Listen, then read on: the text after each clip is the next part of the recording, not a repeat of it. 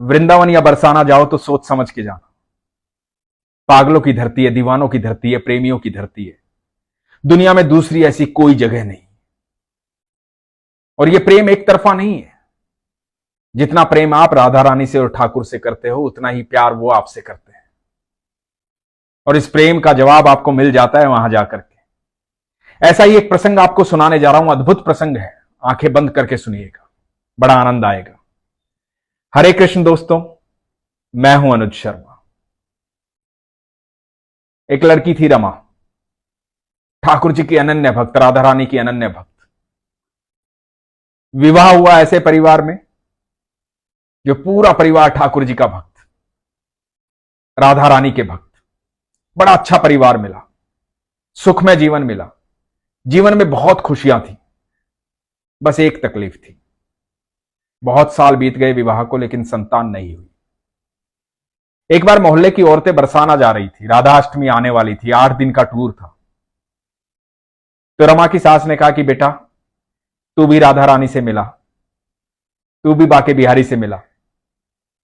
राधा रानी किसी को खाली हाथ वापस नहीं भेजती है, चली जा मिलने। तो रमा ने कहा कि ठीक है मां।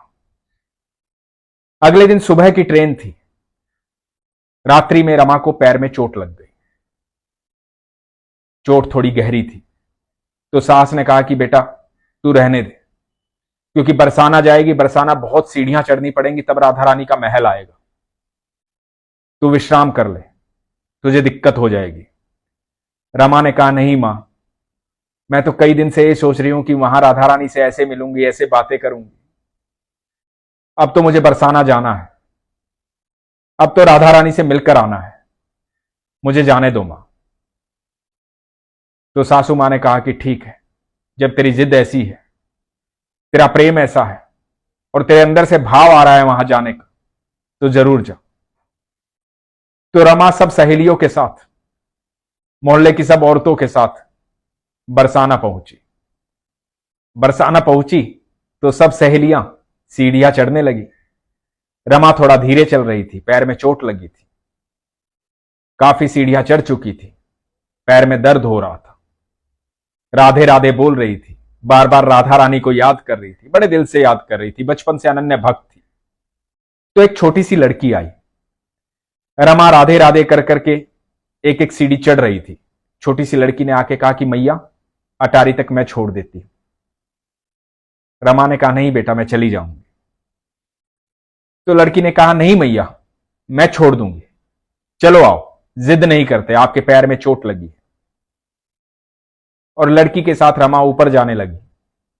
लड़की रमा को सहारा दे रही थी। तो रमा ने पूछा नाम क्या है तुम्हारा? तो लड़की ने कहा कि यहां सब मुझे लाडो बोलते हैं। बोली अच्छा है भी तू लाडो, बड़ी प्यारी है। तो रमा उस लड़की के साथ ऊपर गई अटारी तक। जब अटारी पर पहुंच गई तो छोटी लड़की ने कहा कि लो मैया, आ गई अटारी। तो रमा ने उसका धन्यवाद किया।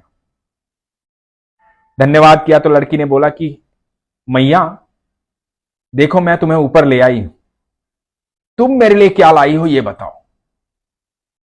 रमा बोली कि बेटा तू तो आज ही मिली है और मुझे थोड़े ही पता था तू मिलने वाली है। तो मैं तेरे लिए कल लेकर आऊंगी। मैं राधा अष्टमी तक यहीं हूं और रोज आऊंगी, तो तू कल मुझे मिलना। तो लड़की बोली हां मैया, मैं कल मिलूंगी, कल भी मैं ही आपको ऊपर लेकर आऊंगी। तो अगले दिन रमा गई, सीढ़ियां चढ़ने लगी। वो छोटी सी लाडो सीढ़ियों में शुरुआत पे ही बैठी थी, देखते ही खुश हो गई। रमा बोली रीतू बैठी है यहां? तो लाडो बोली हां मैया, मैं इंतजार कर रही थी कि तुम आओगी।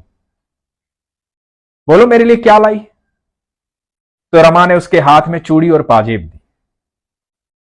लाडो खुश हो गई। लाडो बोली मैया, श्रृंगार का सामान लाई हो और अधूरा लाई हो, बस चूड़ी और पाजेब? पूरा श्रृंगार का सामान लाती ना मैया, मैं भी सजती। तो रमा ने कहा कि बेटा मैं 8 दिन यहां हूं, राधा अष्टमी तक रोज तेरे लिए कुछ ना कुछ लाऊंगी, और आज ही मैं सब ले आती तो फिर कल मुझे ऊपर कौन चढ़ाता अटारी तक? तो अब रोज मुझे तू ऊपर चढ़ाएगी और मैं तेरे लिए कुछ ना कुछ लाऊंगी। और लाडो फिर अटारी तक ले गई रमा को। ये सिलसिला चलता रहा। रमा रोज कुछ ना कुछ लेकर आती। बड़ी प्यारी बच्ची थी लाडो। रमा को बड़ा प्यार आता था उस पर। चोली, घाघरा, चुनरी सब लेकर आई। अब ये सिलसिला रोज चलने लगा। रमा लाडो के लिए कुछ ना कुछ लाती। करते करते 6 दिन बीत गए। छठा दिन था। लाडो इंतजार में थी रमा को अटारी पर ले जाने के लिए। आज लाडो के साथ एक बच्चा भी था। सुंदर सा सांवला सा बच्चा, मोटी मोटी आंखों वाला प्यारा सा बच्चा। रमा ने देखा, लाडो से पूछा कि लाडो ये कौन है? तो लाडो ने बताया कि ये मेरा सखा है, ये मेरे साथ रहता है। आज मेरे लिए क्या लाई हो मैया? और रमा ने आज का लाया हुआ सामान भी लाडो को दिया। लाडो बोली, मैया मेरे सखा के लिए भी कल कुछ लाना, ये मेरे साथ ही रहता है। तो रमा ने कहा कि ठीक है, मैं लेकर आऊंगी, पर तू एक बात तो बता, मैं रोज तेरे लिए कुछ ना कुछ लाती हूं पर तू पहनती तो नहीं है, कब पहनेगी? तो लाडो ने कहा कि अरे मैया, राधा अष्टमी आने वाली है, उस दिन पहनूंगी ना, तू क्यों चिंता करती है? तेरा ही लाया हुआ सब कुछ पहनूंगी। कल मेरे सखा के लिए भी जरूर कुछ लेकर आना। अगले दिन रमा आई। सुबह उस बच्चे के लिए पोशाक लेकर आई कान्हा जी की। मोर पंख लेकर आई, मुकुट लेकर आई, धोती कुर्ता लेकर आई, बांसुरी लेकर आई और दोनों बच्चों के साथ फिर अटारी पर गई। अगला दिन था 8वां दिन। 7 के 7 दिन वो बच्ची, वो लाडो रमा को अटारी तक पहुंचाती रही, नीचे उतारती रही। 8वां दिन आया, दिन था राधा अष्टमी का। रमा आई। रमा ने देखा कि सीढ़ियों में ना लाडो है ना वो बच्चा है। रमा उन्हें ढूंढते ढूंढते आराम आराम से ऊपर पहुंची। लाडो को ढूंढ रही थी कि आज तो लाडो आई ही नहीं। पैर में भी थोड़ा आराम पहले से हो गया था। जब ऊपर पहुंची, मंदिर के अंदर राधा रानी के महल में बार बार देख रही थी लाडो नहीं आई। कह रही थी राधाष्टमी पर तैयार होगी, वो पहनेगी जो रमा ने दिया है। ना वो बच्चा दिखाई दिया, ना लाडो दिखाई दी। मन में ख्याल चल रहा था कि सब ठीक तो है ना, बच्चे कहां गए? भीड़ बहुत थी। अब इतनी भीड़ में बच्चा कहां मिलता? उसे लगा कि पता नहीं, आज तो मिलनी ही चाहिए। कल तो सुबह मैं यहां से चली जाऊंगी, आज तो मिलनी ही चाहिए। पर लाडो कहां मिलती? भीड़ बहुत थी। इधर मंदिर में जब पर्दा हटा, राधा रानी को देखा, कान्हा जी को देखा, रमा देखती ही रह गई। रमा इसलिए देखती रह गई कि राधा रानी ने जो पोशाक पहनी थी, कान्हा जी ने जो पोशाक पहनी थी, ये वही थी जो रमा ने दी थी। वही चोली, घाघरा, चुनरी, वही पाजेब, वही चूड़ियां, वही मोर मुकुट, वही बंसी, वही पोशाक। स्तब्ध हो गई रमा। ये कैसे हुआ? ये कैसे हो सकता है? कैसे संभव है? सामने राधा रानी खड़ी है, मुस्कुरा रही हैं। कान्हा जी खड़े हैं, मुस्कुरा रहे हैं। जोर जोर से जय जयकार हो रही है, राधे राधे राधे राधे राधे राधे राधे राधे। इस राधे राधे की जय जयकार में अश्रु बह रहे हैं रमा की आंखों से। कुछ समझ में नहीं आ रहा है, निशब्द है, स्तब्ध है, बस देखती जा रही है।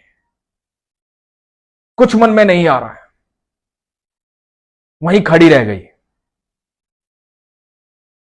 भोग का समय आया, सब भक्त जा रहे थे, रमा अकेली खड़ी थी। भागकर गोस्वामी जी के पास गई, बोली कि आज पोशाक सेवा किसने की है गोस्वामी जी? तो गोस्वामी जी ने कहा कि आज पोशाक सेवा स्वयं राधा रानी ने की है, स्वयं कान्हा जी ने की है। हमने जब सुबह द्वार खोले तो ये पोशाक यहां पर रखी हुई थी, तो आज हमें नहीं पता कि ये पोशाक कहां से आई। ये यहां रखी हुई थी तो हमें लगा कि राधा रानी की मर्जी यही है। आज राधा अष्टमी है तो उनकी मर्जी की पोशाक उन्होंने पहनी, ये उन्हीं की देन है। और ये सुनकर के रमा राधे राधे चिल्लाने लगी, वापस भागी वहां से, इधर उधर देखने लगी। लाडो कहां दिखाई देनी थी। लाडो तो चली गई थी, वापिस आई सीढ़ियों में, बहुत भीड़ है। रमा पागलों की तरह चिल्ला रही है, राधे राधे, लाडो लाडो। लेकिन लाडो कहां मिलनी थी, ये एक दिन की बात नहीं थी। रमा की सब सहेलियों ने समझाया, वापस ले जाने लगी, रमा वहां से नहीं हिली। घर वाले मनाने आए, रमा फिर भी नहीं हिली। वही अटारी, वही सीढ़ियां, बस लाडो लाडो लाडो लाडो। 30 साल बीत गए। 30 साल पागलों की तरह चिल्लाती रही रमा, मेरी लाडो, मेरी राधा आई थी, मेरी लाडो आई थी मुझसे मिलने। 7 दिन तक ऊपर अटारी तक लेकर गई है मुझे। मैंने दी थी ये पोशाक जो पहनी है, मुझसे मांगी थी उसने। सबको बोलती फिरती। लोग तो पागल कहते थे, दीवाना कहते थे। ऐसे प्रेमी बहुत हैं वृंदावन में, ऐसे दीवाने बहुत हैं, ऐसे पागल बहुत हैं, बेहद प्यार करने वाले, जिसको एक बार कृष्ण मिल जाते हैं, एक बार ठाकुर मिल जाते हैं, एक बार राधा रानी मिल जाती है, वो कभी बरसाना और वृंदावन छोड़ता नहीं है। वो वहीं का होकर रह जाता है। रमा वहीं की होकर रह गई। बताते हैं कि 30 साल के बाद